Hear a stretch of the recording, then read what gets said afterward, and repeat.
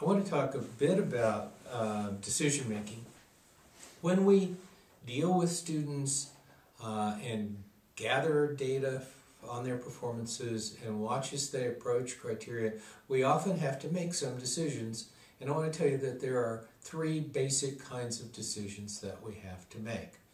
If a student is not performing, then we have to decide if that student is simply unable to perform that skill at this time and needs to back to an earlier skill for reinforcement, if the student simply needs more time and practice, or if we can in some sense simplify the material. So let me give you an example. If we're asking a student to read 125 words per minute oral reading, and the student is consistently scoring between 90 and 110.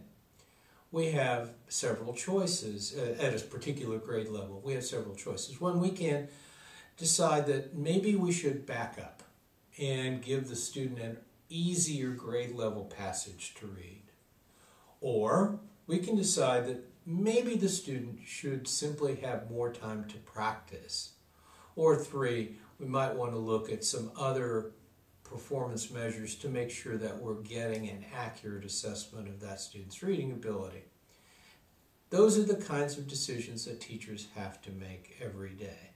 If a student is meeting criteria, even if they do meet criteria on a passage, we have to decide, is that a matter of just fortunate occurrence? We might want to check several times to make sure that that student's performance is consistent and they don't simply meet it once and fall below it on subsequent trials. In that instance, we also want to look at maintenance of the skill.